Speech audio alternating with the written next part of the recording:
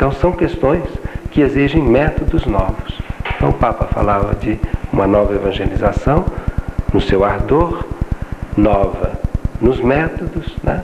E nova também praticamente nos conteúdos, que haveria questões novas que não estavam até agora na pauta, né? E nova na expressão, de encontrar um caminho como exprimir a novidade de Jesus Cristo no mundo de hoje. Então essa é um pouco a palavra do Papa, que veio depois se encontrando, ele se encontrou com os indígenas na Argentina em 1987, e aí acrescentou um tema importante nessa questão da nova evangelização, que foi o tema da enculturação. Ele, dirigindo-se aos Mapuches, diz: vocês têm que recuperar e viver em plenitude os valores, os costumes da cultura Mapuche e assumir com orgulho essa herança e essa riqueza do passado Mapuche. E agora, um novo tema que o Papa também chamou a atenção é que não se podia tratar apenas da questão cultural. E em dezembro agora do ano passado, numa carta ao CELAM, o Papa disse que se acrescentasse um novo tema para Santo Domingo, que era o tema da promoção humana, o tema da justiça. E assim, em Santo Domingo vai se discutir nova evangelização, promoção humana, que é todo o tema da justiça, da luta pelo social, pelo político, e o tema da cultura, né? E como cristianizar ou anunciar o Evangelho nas novas culturas, tanto urbanas como nas velhas culturas do nosso continente. Se nós nos perguntamos, será que essa é uma questão só da Igreja Católica? Não. As igrejas protestantes também vieram se perguntando qual foi o seu papel histórico aqui no continente. É claro que na área do Brasil e na área hispana, as igrejas protestantes só chegaram, né, no fim do século passado, na segunda metade do século passado, e elas não tiveram todo aquele primeiro impacto, né, da evangelização, onde o evangelho esteve ligado, né, à conquista militar. Mas essas igrejas também chegaram numa onda de influência norte-americana no continente. E elas também estão se perguntando sobre sua tarefa, se elas, ao anunciar o Evangelho, estão trazendo a cultura norte-americana, ou elas também querem se enculturar aqui dentro do continente, fazer um caminho novo com o povo da América Latina. E acho que de modo muito criativo, o Conselho Latino-Americano de Igrejas resolveu assumir essa preparação dos 500 anos, junto com os grupos indígenas, com os grupos populares, de um modo ecumênico, e convocou várias consultas no continente, e agora com outros grupos está propondo uma grande Assembleia do Povo de Deus para a segunda quinzena de setembro de 1992, em Quito, onde o povo de Deus, de maneira ecumênica, popular, livre, pudesse pensar a sua caminhada desses 500 anos e os desafios do Evangelho no futuro. E eu queria concluir, né, introduzindo um esforço que vem sendo feito a partir da base para preparar Santo Domingo. E esse esforço talvez mais difundido por todo o país, foi assumido pelas comunidades eclesiais de base. Elas estão preparando o 8º encontro intereclesial, que vai acontecer em Santa Maria, no Rio Grande do Sul, de 8 a 12 de setembro de 1992. E as comunidades de base do Brasil assumiram como tema culturas oprimidas e evangelização. E para surpresa dos que estavam preparando, na ampliada nacional, o 8º intereclesial, uma surpresa muito boa é que o tema entrou de cheio na vida das comunidades e que em muitos lugares do país foram preparados subsídios muito criativos. Eu quero recordar o subsídio do Nordeste, perguntando qual é a cultura da mulher nordestina hoje, qual a cultura do sertanejo, quais são os traços culturais, né, que vêm, né, do povo que está migrando para o sul do país. E, de uma maneira realmente criativa, esse tema começou a ser vivido com muita garra nas comunidades de base. E também a Ampliada preparou um roteiro de discussão, onde se colocam as culturas indígenas do Brasil, as culturas afro-americanas, as culturas que vieram dos imigrantes, mas também as culturas que vão se formando a partir do trabalho. A cultura dos lavradores no campo e a cultura dos operários dentro da cidade. Então é em torno desses 5 eixos culturais, além do eixo das mulheres, é que se vai construindo o debate culturas oprimidas e evangelização a partir das comunidades de base. Mas além disso, as comunidades resolveram tomar uma iniciativa, e para a qual a gente está convidando vocês também que estão vendo o vídeo, a iniciativa de levar para Santo Domingo a voz das comunidades, propondo que os bispos e os delegados que vão a Santo Domingo, eles coloquem no documento final essas preocupações das comunidades. E eu quero, de maneira resumida, apresentar para vocês o que as comunidades estão propondo, sob a forma de um abaixo-assinado, que a gente espera tenha 1, 2 ou 3 milhões de assinaturas para entregar aos bispos no 8º Intereclesial. Então, a primeira coisa que as comunidades propõem é que, frente aos 500 anos, nós reafirmemos o nosso compromisso com a libertação e com a vida. Onde há opressão, o compromisso da libertação. E onde há no continente, nesse momento, uma experiência de morte, que a gente reafirme a vida. Entre os sinais de vida, as comunidades apontam os movimentos de resistência indígena, do povo negro, a multiplicação e amadurecimento das comunidades de base, os novos ministérios na vida da igreja, os movimentos ecumênicos em defesa dos direitos humanos, as pastorais populares, indígena, operária, da terra, da moradia, dos cortiços, do menor, dos sofredores de rua, das mulheres, dos pescadores. Depois as comunidades relembram que há centenas de pessoas que deram a vida no continente e se tornaram mártires da causa da justiça. E propõe 4 pontos para Santo Domingo. Em primeiro lugar, que a gente peça perdão, como igreja, como comunidades, pelo mal que aconteceu no passado, sobretudo em relação aos indígenas e aos escravos africanos. E que a gente se proponha a dialogar sinceramente com suas culturas e religiões, procurando caminhos de enculturação. Em segundo lugar, que frente ao desenvolvimento capitalista, que deixou de ser desenvolvimento para ser recessão em toda a América Latina, criando fome e miséria, que a gente denuncie a tal nova ordem internacional, onde não há lugar para os pobres e para os países do terceiro mundo, e que a gente proponha uma luta, uma nova ordem, em que haja lugar para todos, em que a terra seja de todos e não apenas de alguns, e que de maneira muito concreta, como modo de sair da crise e lutar pela vida e sobrevivência, que a gente lute pela demarcação dos territórios indígenas, por uma reforma agrária e reforma agrícola que dê terra para quem trabalhe, e também por relações sociais no trabalho baseadas na justiça e não na exploração. E um terceiro ponto é a questão da evangelização. E a SEBS propõe que a gente seja fiel ao caminho do Evangelho, do Vaticano II, de Medellín, de Puebla, e também a proposta que vem dos movimentos ecumênicos, que já estão trabalhando em nossas comunidades e na nossa sociedade. E que essa nova evangelização enfrente os desafios da modernidade, mas a partir do grito dos pobres e das culturas oprimidas do continente. E um quarto ponto é que as comunidades querem marcar a sua presença na véspera da 4ª Assembleia, com um grande jejum penitencial, no dia 18, no dia 11 de outubro, terminando com uma noite de vigília e oração que seja de reconciliação e de esperança.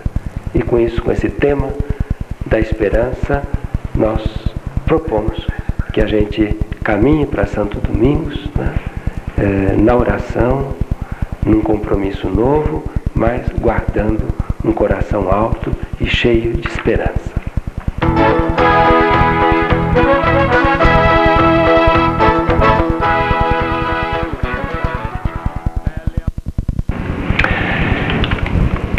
ano, em todos os cantos do país, em todas as comunidades, em todas as paróquias, nos lugares mais distantes, vamos estar discutindo o tema da campanha da fraternidade deste ano, que é a Juventude, Caminho Aberto.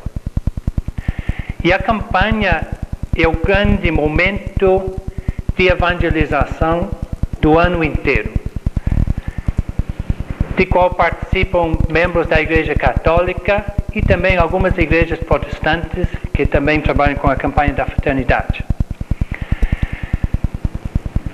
Um dado importante nesta campanha é que não foram os adultos dentro das igrejas que decidiram trabalhar com os jovens este ano, aprofundar esse tema. Foram os próprios jovens que conquistaram este espaço.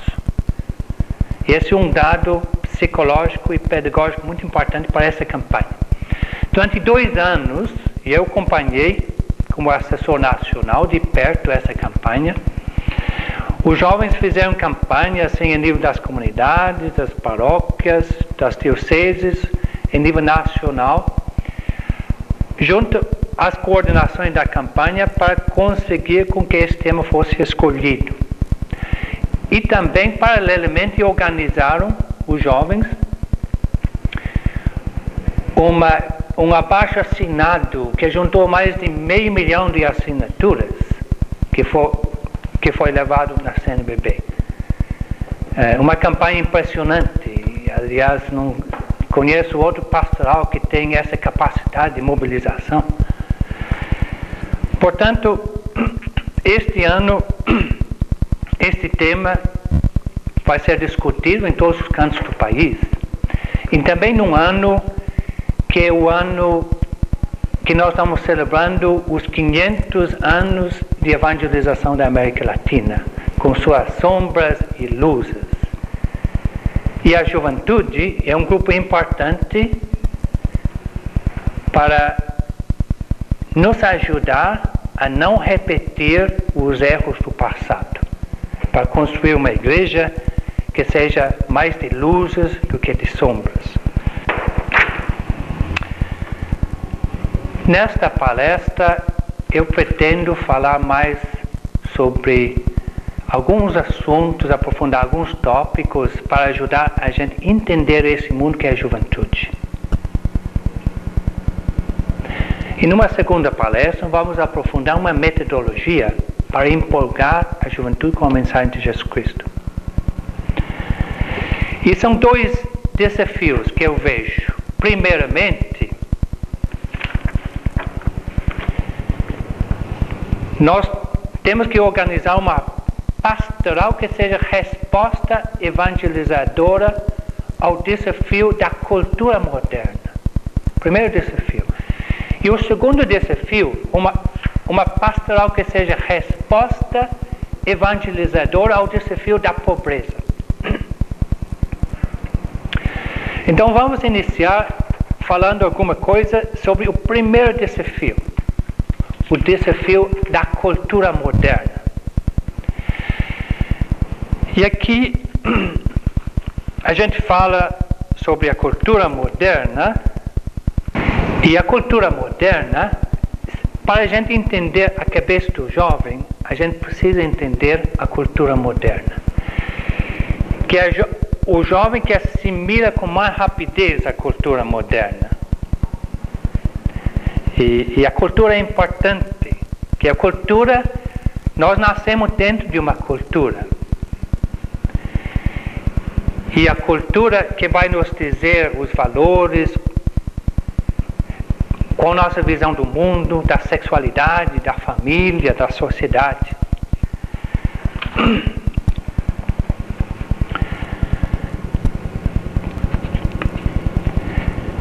E essa cultura moderna que vai entrando em todo lado. E o jovem assimila através do meio de comunicação em massa, através da música, da televisão, da escola. E algumas características desta cultura moderna que são importantes. Primeiramente, a cultura moderna mostra um enorme pluralismo.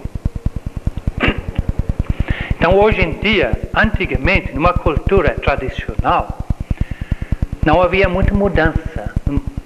Antigamente, o pai ou a mãe falavam em casa e ficava valendo só sua ideia. O padre falava na paróquia. Hoje em dia, o pai e a mãe falam em casa e lá fora o jovem escuta o contrário. O padre fala na paróquia a mesma coisa. Então, o pluralismo, esse pluralismo é algo muito positivo.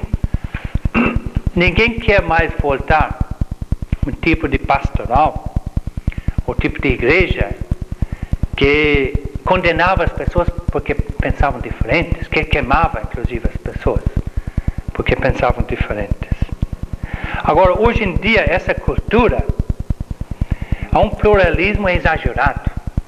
Tudo está mudando de uma rapidez impressionante e que o jovem não tem. Tem muitas informações, mas não tem o tempo assim para organizar as informações. E ele se perde no meio de tudo isso.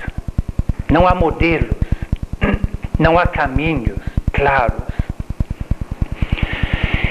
E essa cultura moderna pega o jovem justamente num momento importante na sua vida.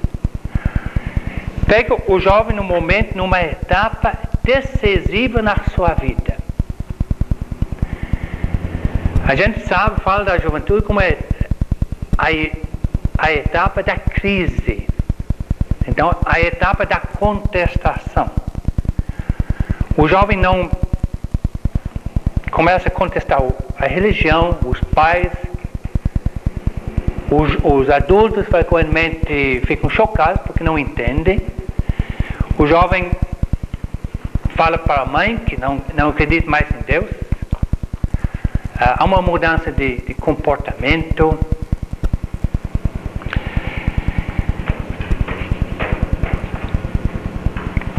E toda essa mudança, nós precisamos entender o que está acontecendo. O jovem não quer ser mais criança, quer ser adulto. Não quer mais acreditar nas coisas por causa dos pais, por causa do padre. Quer acreditar porque ele mesmo chegou a essa conclusão. Então, num primeiro momento, é como o jovem está tirando tudo do seu armário. A gente pode usar uma pequena transparência para explicar isso. Então, tira tudo. Mais para frente, ele vai colocando as coisas de novo dentro do armário. Vai escolhendo o que presta e o que não presta. E muitos valores que ele rejeitava antes, ele vai assumindo de novo. Mas não mais por causa do pai, da mãe ou do pai, mas porque ele mesmo acredita. Então é importante que o jovem tenha uma possibilidade de passar por essa fase. É algo assim, muito positivo.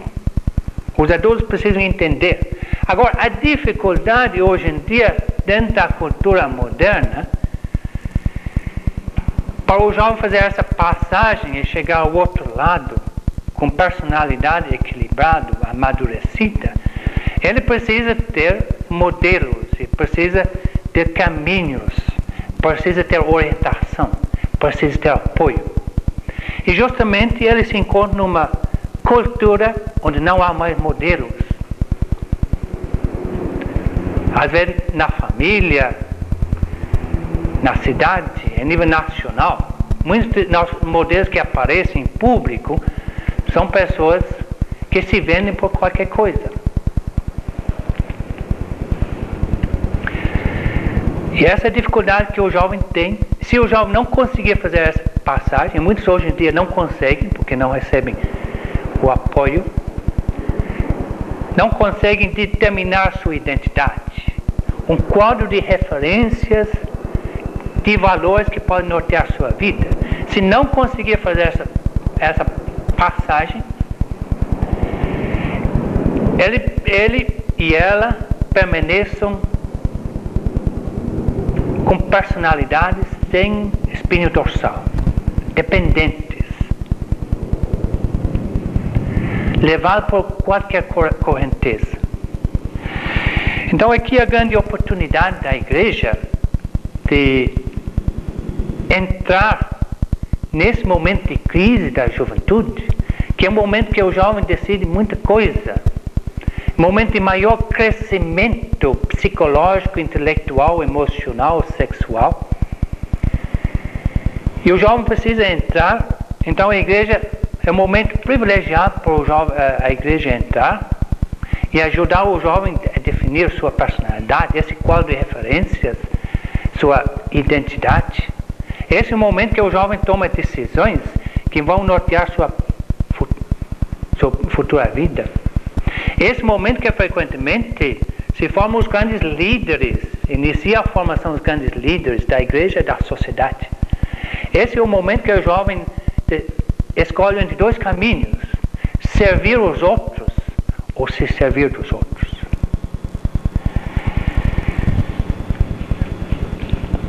É a oportunidade da igreja estar presente, mas tem que estar presente de uma maneira inteligente, entendendo essa crise e apresentando o Evangelho de uma maneira assim que é atraente para o jovem.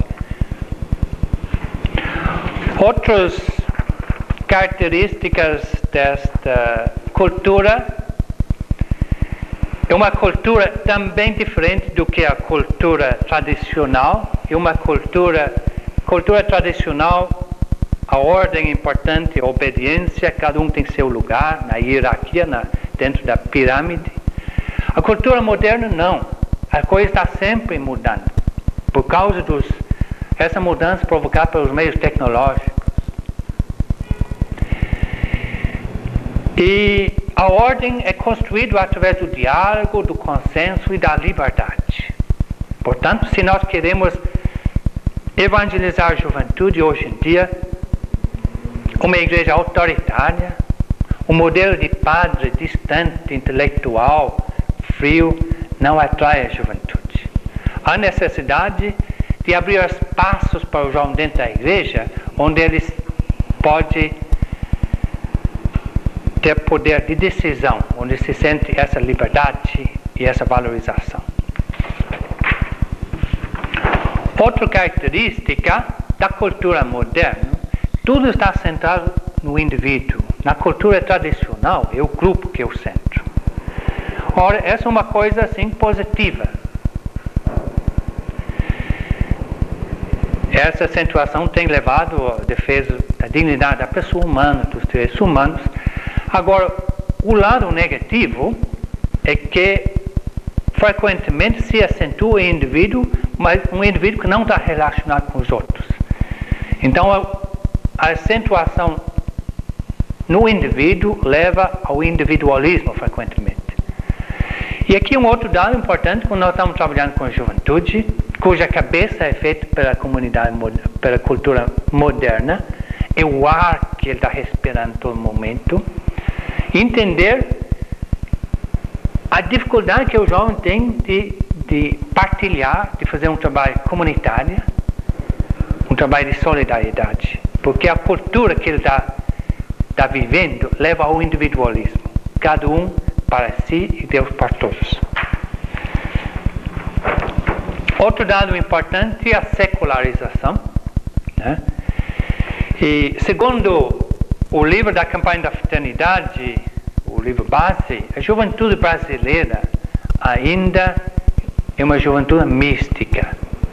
E a secularização não tem muita penetração ainda no meio da juventude.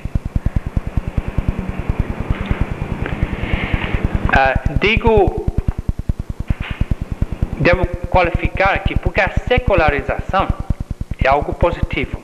É a autonomia da ciência e da religião. Então a igreja não pode mais mandar da ciência, tem sua própria autonomia. Essa é coisa positiva. Mas quando a igreja não souber apresentar o Evangelho de maneira inteligente, para essa juventude que está na universidade, está na escola, está estudando a ciência, a história, as outras matérias, a secularização pode levar ao secularismo, que significa a eliminação de Deus da explicação do mundo. Outro dado importante é é a revolução sexual. É um dado importante da cultura moderna, que pega em cheio a juventude. Então, numa cultura tradicional, tudo era, nessa área, era muito repressivo, tudo era tabu. E hoje em dia se vai para outro extremo, que não há nenhuma orientação. E a juventude fica, muitas vezes, perdido e se quebra a cara, pensando em encontrar a felicidade, encontra frequentemente o vazio. Então, a necessidade de formar o jovem para o amor, de ajudar o jovem a integrar a sexualidade dentro do projeto todo da sua personalidade e do relacionamento com os outros, dentro de uma visão cristã. E último traço aqui, a promoção da mulher. É um outro dado importante da cultura moderna. No passado, sempre na história, a mulher foi muito reprimida, eram sociedades machistas. Hoje em dia, vemos que a mulher, um dos grupos que alguém falou uma vez, que a mulher é metade da humanidade e a mãe da outra metade. Então, uma valorização, hoje em dia a mulher se apresenta como igual ao homem. E sobretudo a jovem mulher. Então, como a igreja pode evangelizar, que frequentemente também a igreja no passado e ainda hoje continua muito machista, como pode adaptar ao evangelho, como Jesus Cristo fez, trabalhando com as mulheres, de uma maneira que promova dentro da igreja a jovem mulher, no sentido de sujeito do processo de evangelização. Então a segunda resposta, desafio, nós temos que dar uma resposta evangelizadora ao desafio da pobreza. Infelizmente aqui nessa palestra não há muito tempo para aprofundar esse tema. Não significa que não é importante. É de fundamental importância. Eu dediquei mais tempo à questão da cultura, porque é um tema novo. Questão da pobreza, problema social, aprofundamos bastante na Igreja do Brasil no passado, sobretudo sob a ótica do documento de Medellín e o documento de Puebla.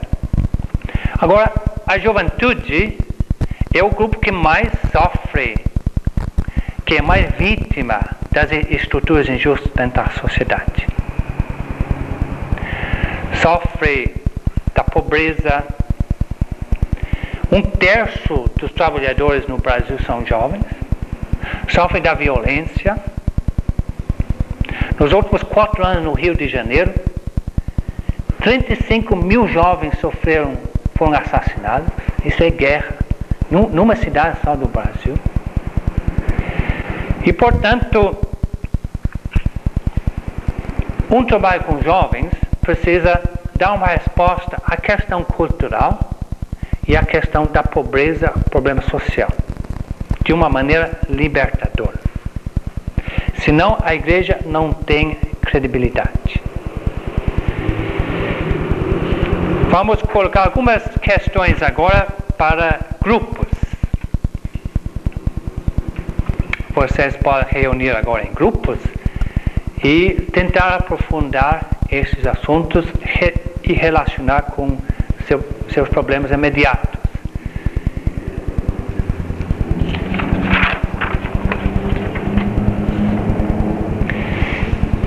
Então a primeira pergunta: como você vê os jovens hoje?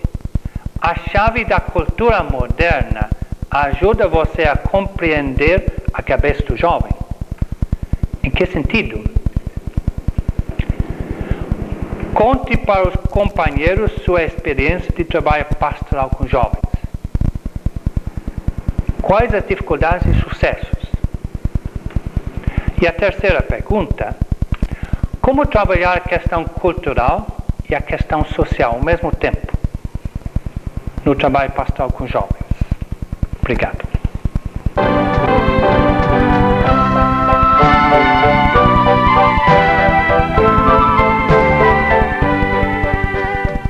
Então vamos começar nossa segunda palestra E o tema dessa palestra, Pastoral da Juventude, uma proposta metodológica.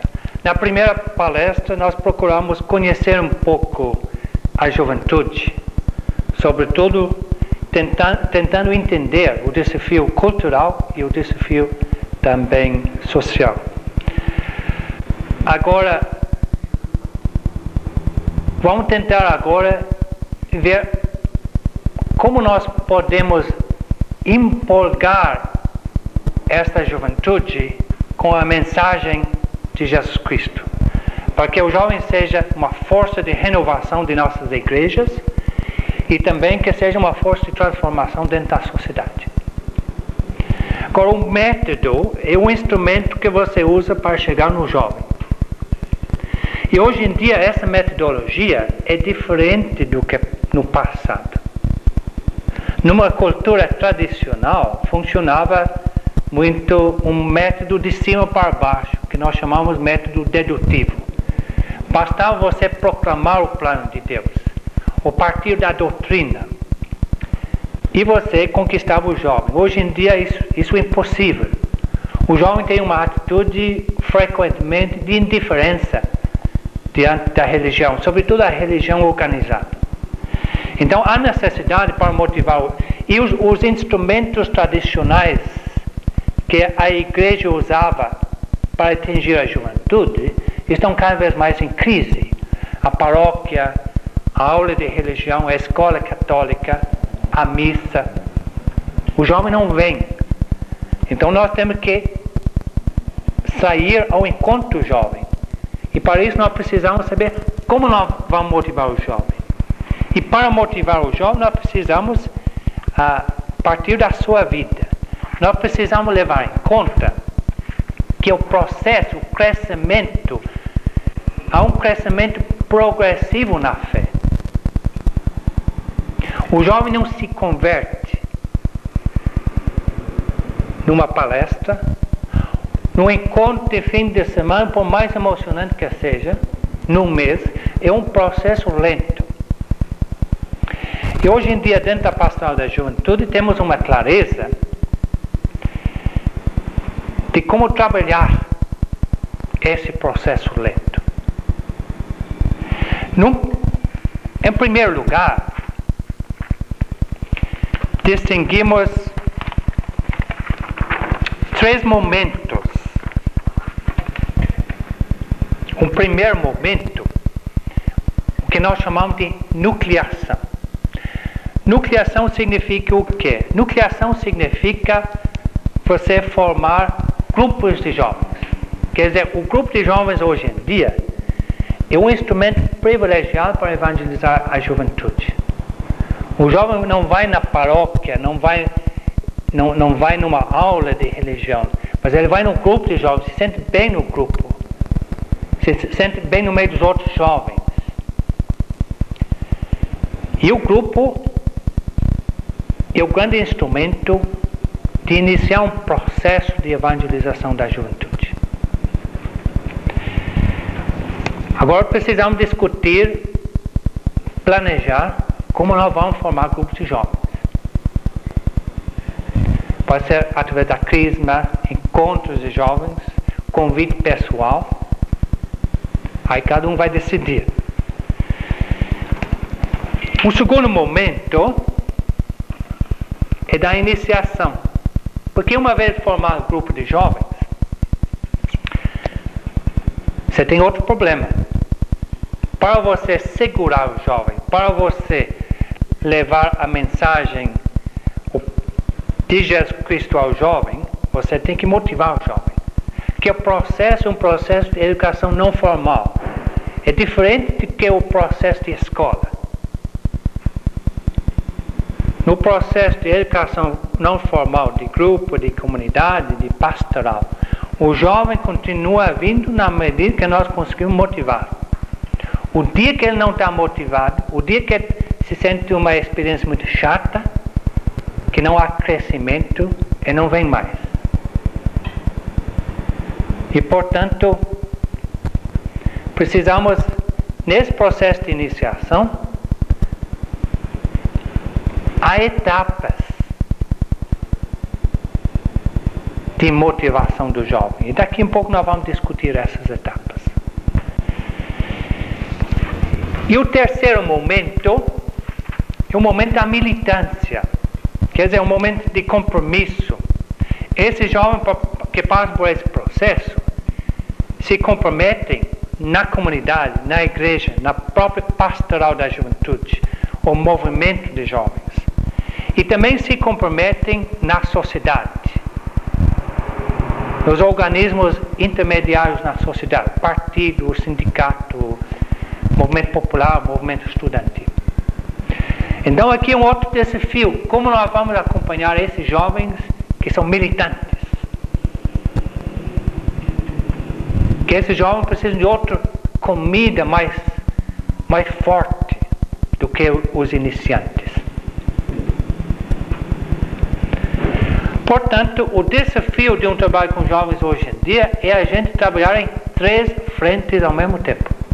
Um plano de formação dos grupos, uma vez formados os grupos, um plano de acompanhamento sistemático e outro plano de acompanhamento dos militantes, sobretudo os militantes que têm uma militância política, social.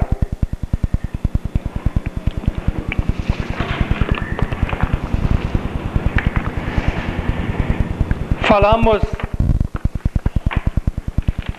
que dentro desse processo de iniciação, esse crescimento progressivo da fé, que há etapas. E essa foi uma das descobertas mais importantes dentro da pastoral da juventude nos últimos 10 anos aqui no Brasil. Essa descoberta hoje em dia é assumida inclusive em nível de toda a América Latina. E consiste no seguinte: para levar o jovem que está aqui a assimilar o projeto de Jesus Cristo, o reino de Deus, projeto de conversão pessoal e projeto também de conversão social, mudança social, nós temos, não há jeito de você pular daqui até aqui em cima com um salto só. A gente tem que pegar degrau por degrau. Esse é o segredo do processo de educação da fé e de conscientização por etapas. E hoje em dia, na pastoral da juventude, temos clareza sobre essas etapas. E essas etapas que nós sistematizamos dentro da pastoral da juventude, a gente pode aplicar também para outros pastorais, por exemplo, comunidade de base. Há certos enfoques que são de jovem, mas há outros que são comuns em toda a pastoral libertadora da igreja.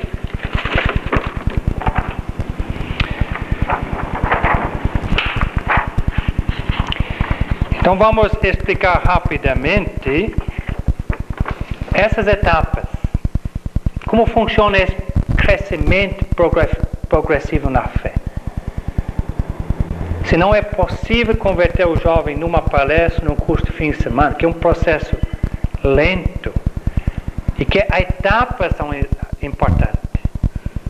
E dentro desse atual momento cultural, é impossível você atingir, empolgar a juventude se você não trabalha com etapas diferentes. Não estamos dizendo aqui que essas etapas automaticamente vai levar a fé ao jovem. A gente sabe que a fé é um dom de Deus. Deus tem que fazer a sua parte. Mas nós podemos preparar melhor o terreno para que o jovem possa escutar a voz de Deus, para que a semente da palavra de Deus possa brotar. Então, a primeira etapa é do grupo. Então, é a experiência de grupo que o jovem tem. Ele vai aprendendo a cultura onde ele está, o treina para o individualismo, como nós vimos.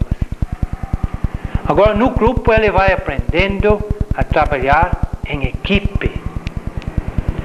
Ele vai aprendendo a escutar os outros, a valorizar os outros, a ceder. Ele mesmo vai ter uma experiência de ser escutado, de comunidade, de amizade mais profunda, de assumir pequenas tarefas.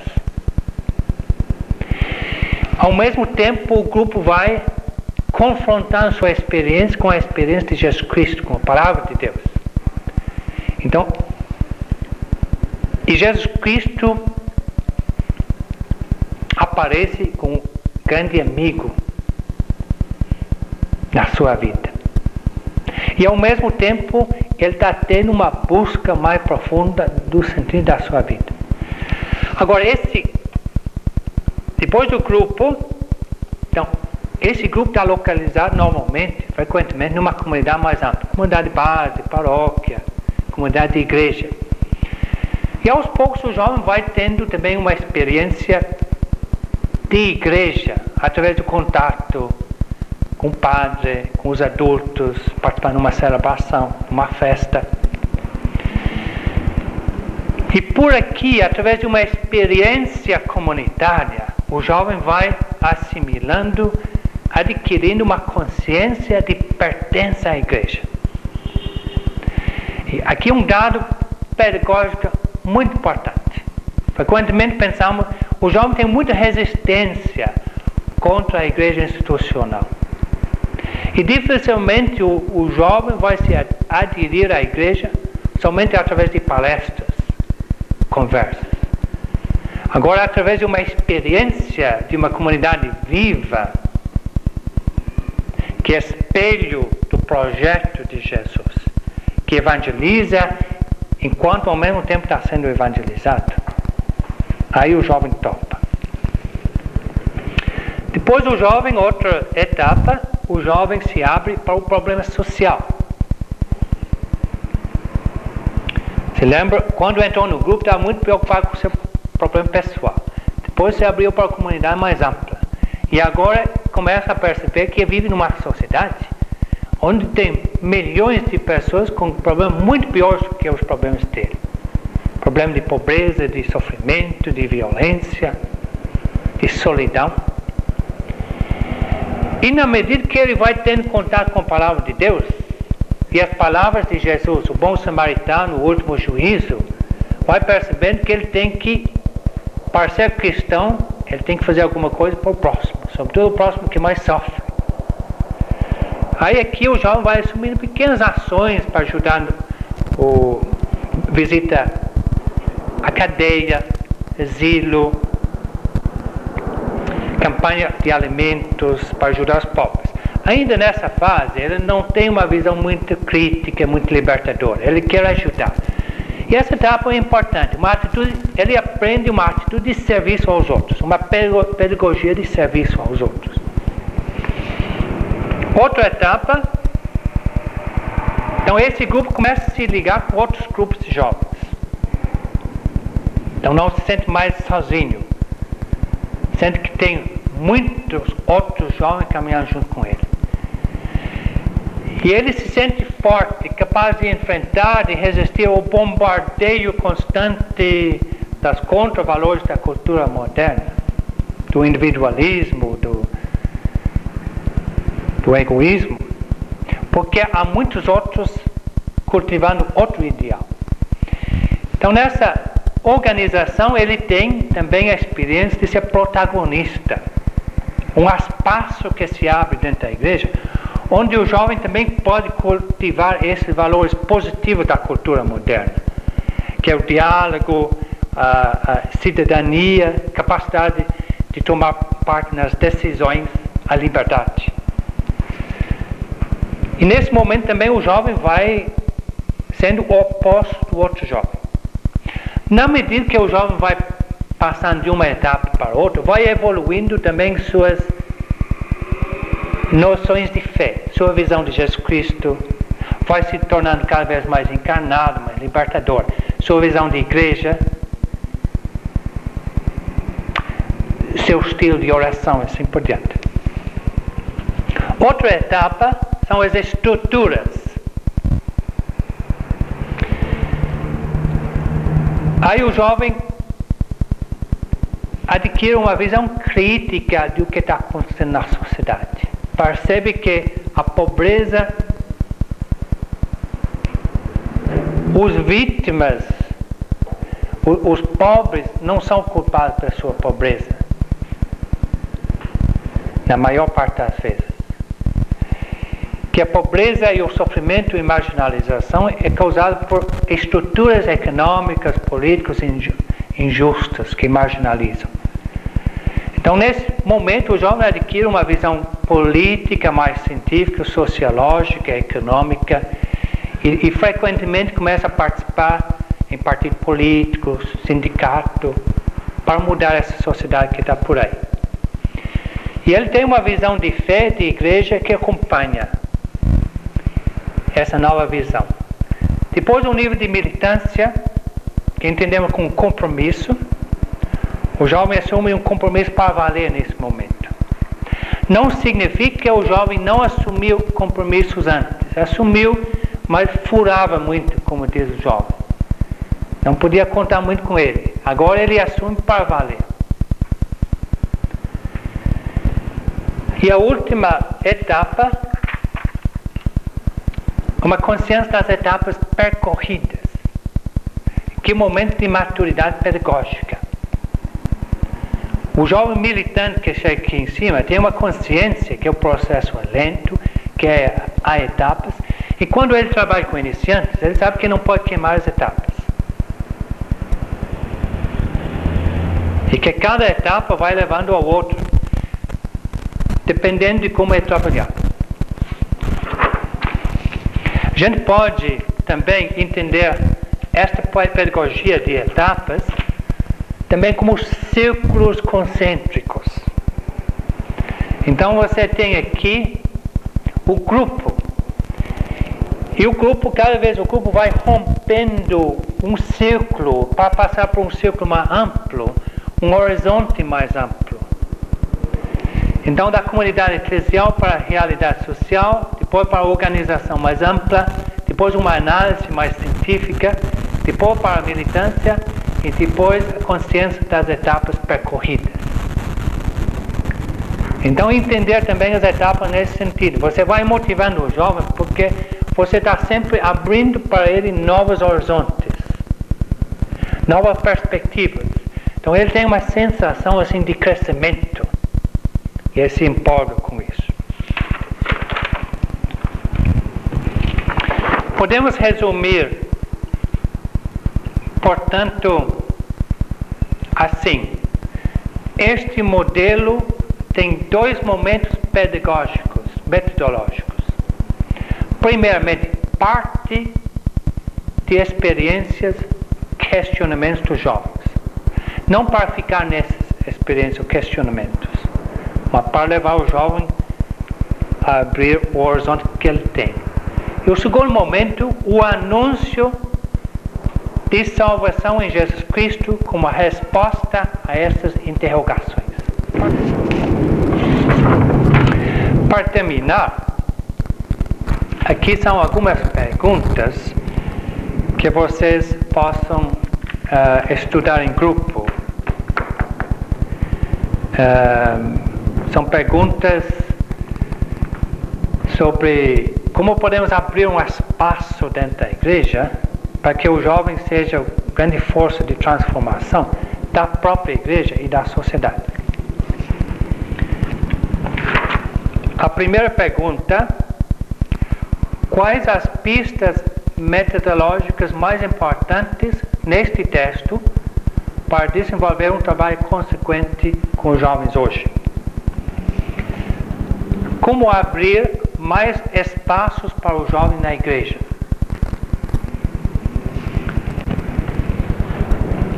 Há algum compromisso que podemos assumir para canalizar a força jovem para a renovação da igreja e a renovação da sociedade?